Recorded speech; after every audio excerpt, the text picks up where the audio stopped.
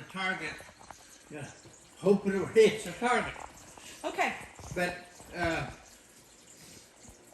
you can see the little round thing, that's a scope. Okay. And we have Doppler radar that feeds in drift and ground speed to our computer. And then we had an astro tracker that locked onto stars, the sun and whatever, and fed the heading to us. Okay? Okay. Now, over here,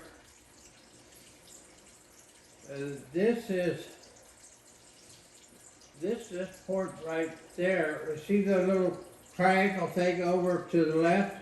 That's nuclear weapons. I had to control the nuclear weapons as far as arming them. On the bottom? Well, to the left of the scope. Those are nuclear weapon buttons. The black ones? And then on over here, that is all the circuit breakers. Okay. And I had, they recorded my whole mission when I got back. They could tell exactly what I did. Okay. But this aircraft is so ahead of its time, it's ridiculous. There's only 8 of them left in all museums. Okay. I could put my hand against a window over here and feel the heat being generated when we go Mach 2. See the window there to the left? Yes. I keep it covered up so I can see the radar scope. Oh, I wouldn't take that. Yeah. Hello? And we'll go on around here. But he doesn't speak on the phone because he's hard of hearing. This is his wife. May I help you? That's my seat. That's your seat? That's where I sit in, and the straps Yeah, over like. go in. Yeah. And then down here at the bottom, you see the little red thing?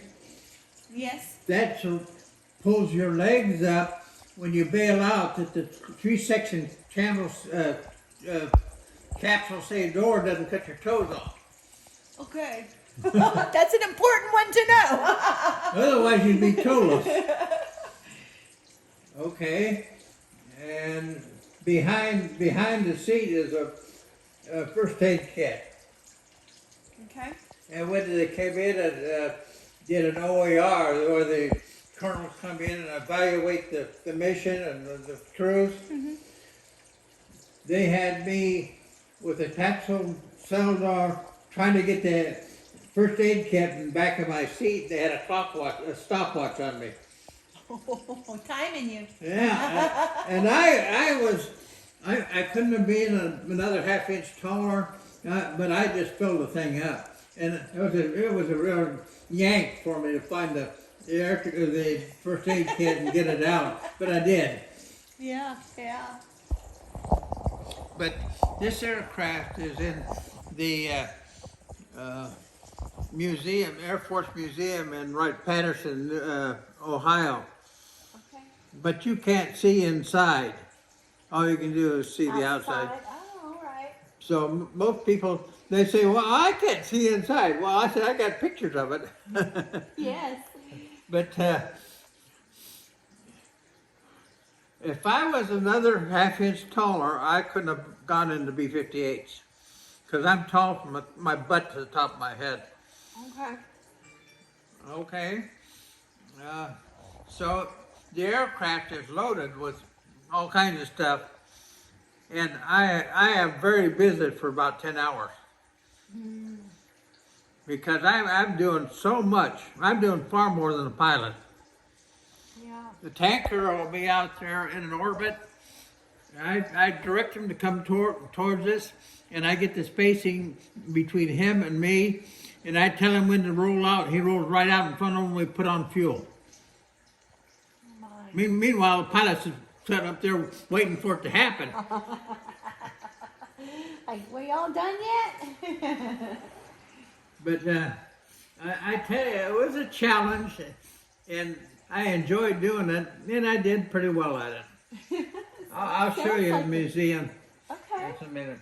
But It was a exciting aircraft, and the squadron I was in. It'll amaze you the quality of the men that were there. So what years were you flying these? I flew it for 3 years from 1959 until 1966 to 1959. Okay. I was in it for 3 years. Wow. All right. 66 to 59 isn't 3 years. But I'll take you into my museum and I can explain a little bit more.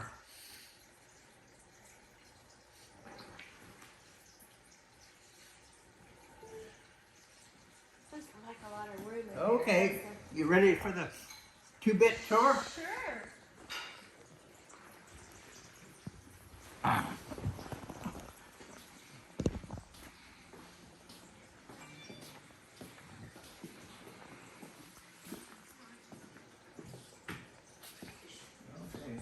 This is a 58 taken off at night with full burner with 10 feet of flame coming out the tail end. Oh my goodness. Wow. And there it is in the daylight. But an awesome airplane. Way ahead of its time. These pictures over here, that was in the 8th Bomb Squadron in Korea. And Shelley fixed my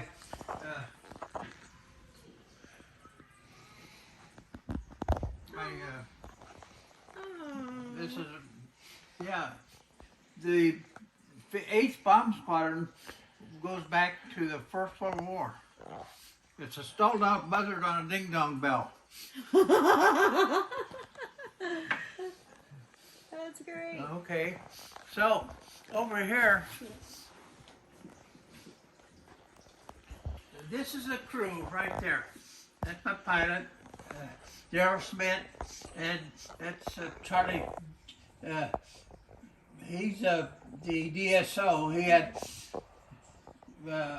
control of an 8-gun, 20 millimeter tail. It had a rotating gun, and he had the jamming and whatever. But we flew a mission up into Kansas when the OR came in and they evaluated. We took off about 2 o'clock in the morning, and we had serious weather problems. We had icing and everything, and I directed the pilot around all that problem. We went in and got bombs away. We were one of the few crews out of 16 that launched that did it. Wow. So this is the general that give us. We're a blue ribbon crew for the 2nd Air Force. Wow. Awesome. This is taken down in the Philippines. And it was a 8-gun nose of the aircraft. It's a solid nose. And I was in B57s at Langley. And over here, I'll let you go here. this one here, we had the longest combat mission in the history of SAC Air Force. We wore a red beret. There's my red beret. We're the only crew to authorize a red beret. Okay. And that's the crew. The whole crew. Okay. And I'm the 3rd one from the left. Yeah. And this picture is signed by Chuck Yeager. I paid $195 for it. Now it's worth $500. Good deal. The price went up. There he is. He broke the sound barrier at Mach 1. I go Mach 2.2. Wow. But the B-52 was a good airplane. Very big. Well, here's come in for landing. And there it is up there in the middle. Okay. And if you come on over here,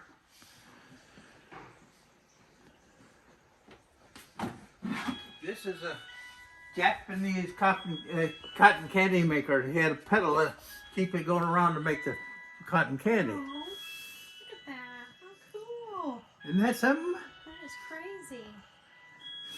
You know, I can remember, I think it was at Silver Dollar City, you'd see them with these barrels making candies and things, that, you know, the original way. I really like this picture. Right there.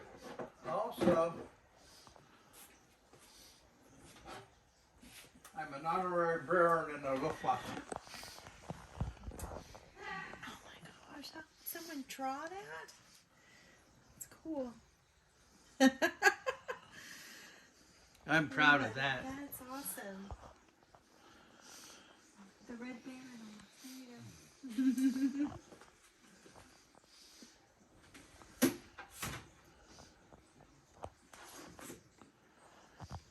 Well, here, Pam, maybe you recognize that.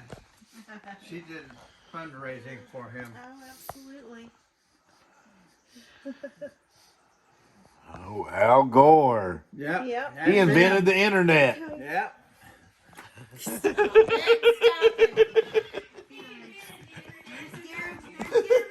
He did. Oh, that's right. That's right. He said What's wrong with he me? invented the internet. Oh, is this on? There's your this- grandson. Yes. This is my grandson. I know. He graduated from West Point. Love that. He's in Korea now. Oh, he is. Yeah. Wow. He's over there to move the civilians out of Korea because there's going to be problems there. But They when said he you was never at do West that. Point, I knew that about 30% of the first class wash out because they can't put up with the poor shit that they give them. So I wrote him a letter. I said, George, hang in there. Just think, in another 3 years, you're going to be dishing out that crap. There you go. Is that what he's doing now? Yeah, he actually is. Yeah. He has a big. But I'm really proud of him. Absolutely. Want me to set it up there? You got it? Yeah. Okay. So my history goes back where a lot of military people have spent time in the armed forces. I'll show you one other thing. My grandfather was a doctor in the Army in the First World War.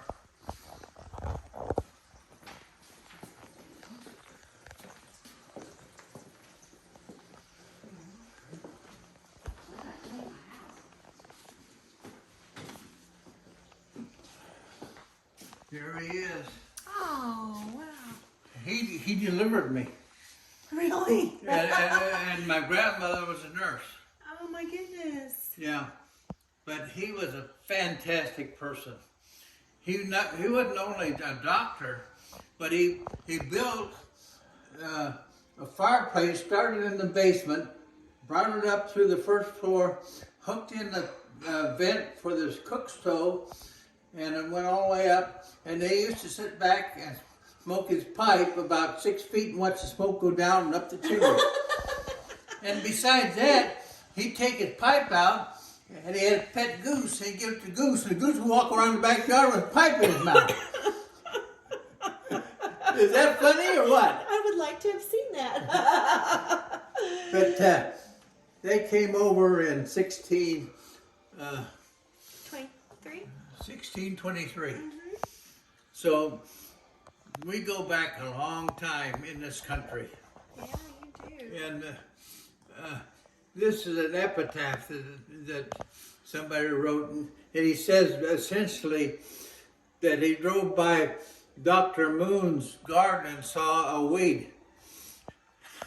So we. Saw a weed. But what he did was he invented a garden tool that you pushed it, you dug the furrow, put the seeds in it, and covered it up one fell swoop. Oh, that's nice. He invented the diving bell to save submarines when they would go to the bottom of the ocean. Goodness. Very smart man. Yeah. His his son was building an airplane in his barn of the Wright brothers. I used to go there and I just have a blast. I mean, he was a country doctor. He pulled teeth and delivered babies and everything. Hey. Grandma kept track of all the books. He passed away in 1935. She had $5,000 on the book. And the thing about it, a lot of people don't realize, is the Depression, people didn't have money. Right. He'd bring home maybe some eggs or a couple of chickens or whatever because they didn't have any money. Yep. Yeah. But I love my grandpa. Well, the thing about it, when I was born, my mother breastfed me, but her milk wasn't any good, and it ruptured me. I cried a lot, and I had like an egg in my groin that would come out of place, and the game's over. I just lay down. That's it. And he would take me back into his office and massage it back into place. And after about 3 times, he said, "This is enough. We're going to take you to the hospital next time." I must have scared it because it never came back. But